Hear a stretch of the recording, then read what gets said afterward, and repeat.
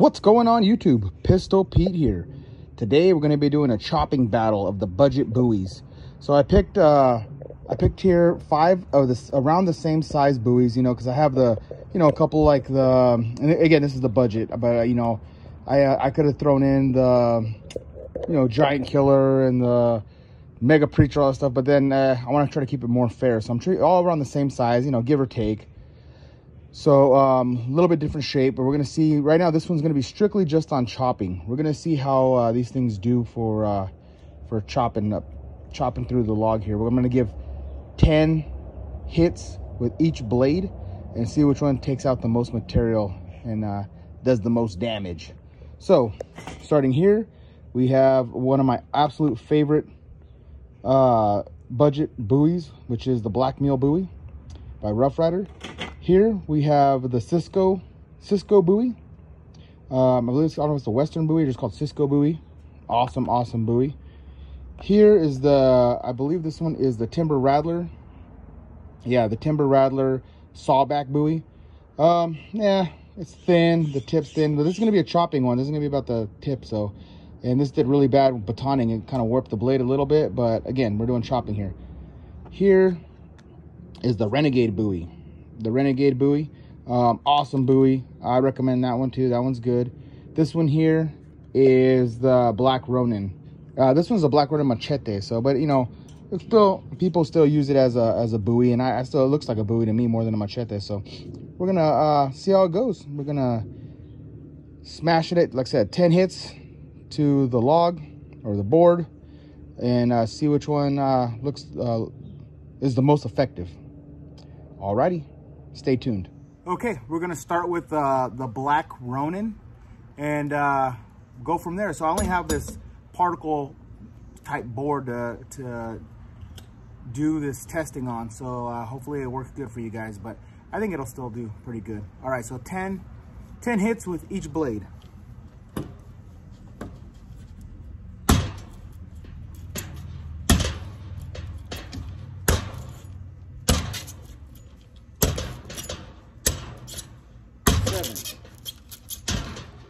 Eight,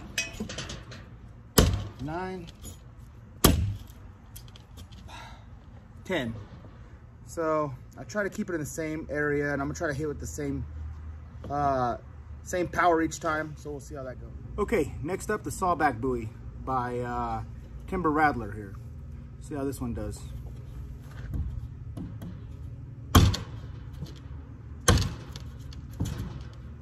Three, 4, 5, 6, 7, 8, 9, 10. Yeah, about the same deepness. This one's a little wider. I think I was kicking it out a little bit wider, so did remove a little more material. It felt a little easier going through it. So let's keep going. Now the Ridge Runner Renegade buoy.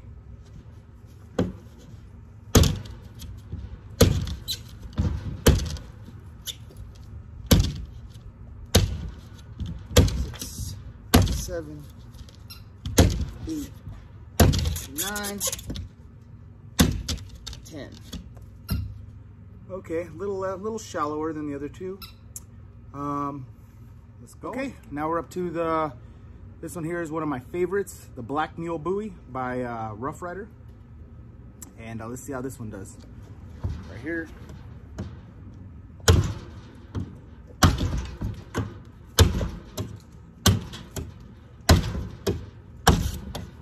7, 8, 9, 10. Wow, yeah. So far this one's the winner, and I'm swinging down the same momentum, but I think just since this was blade heavy, it has such a great chopping. I mean, it feels so good chopping down. I mean, you feel all the momentum going to the end of the blade there, and it really pulls out material, as you can see. The last one here, the Cisco buoy. The Cisco buoy, it's another one of my favorite ones here. You can check out Donnie B All Day's channel. He does, he's on that, turned me on to this one. He loves this one. It's one of his favorite buoys. And I think for the price, like all these are pretty good. Let's check it out.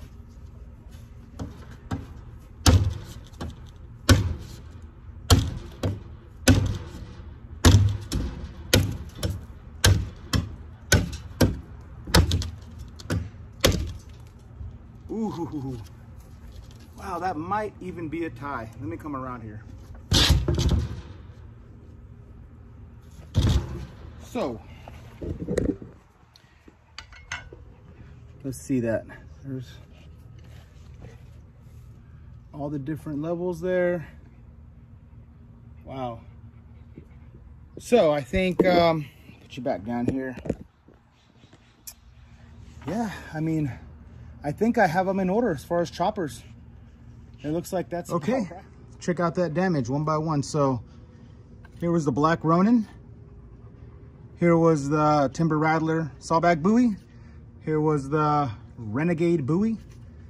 That was, that one there was the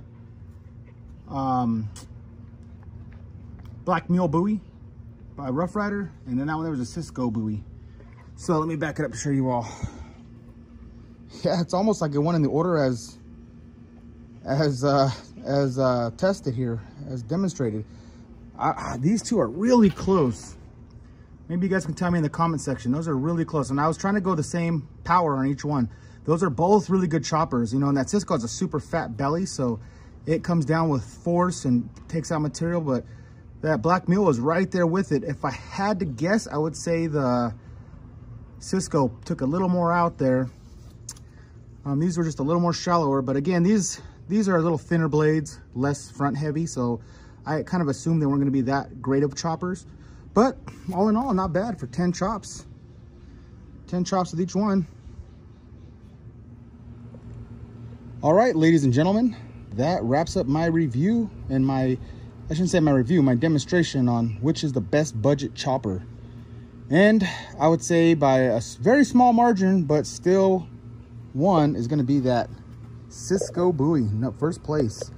You know, it's surprising. This one is right in second place, though. I mean, it was right there. I would almost call this a tie, almost, but I would say this one is just a little bit better, just a little bit. But yeah, both awesome budget blades, both around 25 bucks. You can't, for the price, you can't beat these, like I said. And the steels hold up just so well. No damage to either edge. I mean, I've done full demonstrations. You go back and check on all these, but these two here are just amazing. Amazing for the price. You get every penny worth, if not more. Just great. The sheaths are pretty good too for being budget for $25 knives. Can't beat it. These two here, this one I recommend. It's really good. The guard does come loose, but like on most, you know, unless they're welded on, they come loose. Handles started coming loose, so I put some Wilson tape around it. This one here, it's okay. It's very thin behind the edge. Good for, like I was saying in my one video, it's good for defense. We had that because it was super razor sharp. So if you're using that for some intruder breaks in, I mean, the point is super pointy. Really good slicer, but definitely not durable. I mean, any type of hard use, the thing's gonna fall apart. I glued the handles and put all that, you know, epoxy all over it just to hold it together.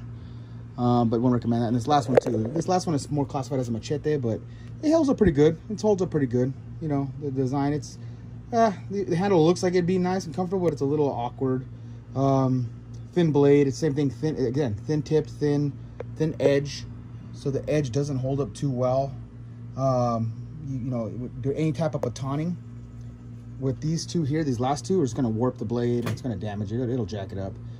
But chopping, okay, you know, it holds up okay to chopping. You wanna do that? I mean, I wouldn't recommend doing a lot of chopping with those because you're gonna eventually warp the blade because it's so thin behind the edge.